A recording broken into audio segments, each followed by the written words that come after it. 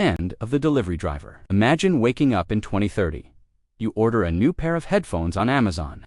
10 minutes later, a silent sidewalk roving robot dings your doorbell. No human touched that package. No human drove the truck. No human even picked it off the warehouse shelf. According to tech mogul Jason Calacanis, this isn't sci-fi, it's a looming deadline. He recently told Joe Rogan that by the end of this decade, every single warehouse worker and driver at Amazon, UPS, and FedEx will be gone, replaced by silicon and steel. So the superintelligence is where things could get really nutty. And we're already starting, and that's where like the doomsday scenarios, Terminator ones kind of come out of that group.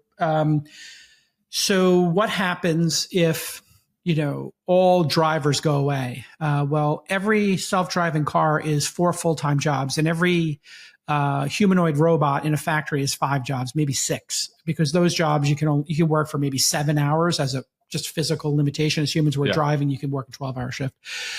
And those are going to be here, folks. And before 2030, you're going to see Amazon, which has massively invested in this, replace all factory workers and all drivers. The idea that when you order something from Amazon, a human would touch it at any point in that supply chain is insane. It will be 100%, robotic, which means all of those workers are going away. Every Amazon worker, all those jobs, UPS gone, FedEx gone. All of those are going to be gone, and those companies will be more profitable. And when you order something, it's going to come faster and cheaper and better. And your Uber will be half as much, but somebody needs to retrain these people. And that's actually a very valid fear that technologists will tell somebody like you, don't worry about it. There'll just be more jobs created. Yeah. The question is, what happens to those people who get caught in the gap, right? And when we had this happen in the Industrial Revolution, that happened over 40 years, 50 years. And, the agricultural revolution, again, that was multi-decades.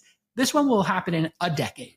And so it'll be very different. And yeah, you should be concerned. But is this a productivity miracle or a labor market disaster? Today, we're breaking down the Calacanis prophecy, the tech that's already here, and the massive reality check coming from industry experts. The bold prediction. Let's look at the quote that started the firestorm. Jason Calacanis didn't mince words. He said, before 2030, you're going to see Amazon replace all factory workers and all drivers. It will be 100% robotic, which means all of those workers are going away. Every Amazon worker, UPS gone, FedEx gone. That is a massive claim. We're talking about millions of jobs.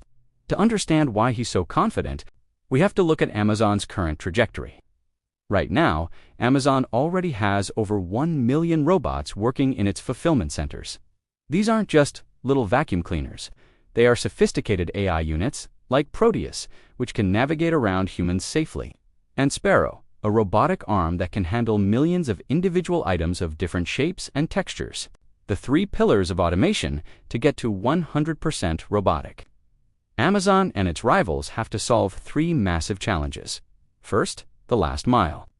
This is the journey from the local hub to your front door. It's the hardest part. Think about stairs, gate codes, and aggressive dogs. Calacanis bets on drones and sidewalk bots to solve this. Second, long-haul trucking. Amazon is already piloting autonomous semi-trucks on highways. On a straight shot from Phoenix to Dallas, a robot doesn't need a bathroom break or a sleep cycle. Third, the pick and pack. This is the warehouse floor. Human hands are incredibly dexterous. Replacing a human who can grab a glass vase 1 second and a heavy textbook the next is the holy grail of robotics. The reality check. Now, let's bring in the skeptics. Craig Fuller, a leading freight analyst, pushed back hard. He points out that while the tech might exist, the infrastructure doesn't. Here are the 3 speed bumps Calacanis might be ignoring. Regulation. The government moves a lot slower than an AI. Passing laws for millions of 80,000-pound robot trucks to share the road with families is a legal nightmare. Retooling costs. You can't just flip a switch. Replacing a fleet of hundreds of thousands of brown-ups trucks with high-tech EVS and robots costs hundreds of billions of dollars. And finally, the human element. Amazon is actually hiring more people right now. They still employ over 1 million humans in fulfillment. They even have training academies for drivers. Why? Because humans are still better at problem solving when a package gets stuck or a customer has a unique request. The economic paradox. There's a deeper worry here too. If we automate all the blue-collar delivery and warehouse jobs, who is left to buy the products? Critics of Calacanis point out that if you eliminate the income of millions of workers at Amazon, UPS, and FedEx, you're shrinking your own customer base. It's a tension between efficiency lower costs for Amazon and demand people having money to spend. So, is Jason Calacanis right? We'll likely see a hybrid world by 2030. Maybe the highway driving is 100% robotic, but your local delivery person is still a human just, with a robotic exoskeleton to help them carry heavy boxes. The 2030s will be the decade where the physical world finally catches up to the digital world. Whether that's a utopia of free shipping or a crisis of unemployment depends on how we handle the transition. What do you think? Would you trust a robot to deliver your fragile packages? Or are we still decades away from a truly human-free Amazon? Let me know in the comments.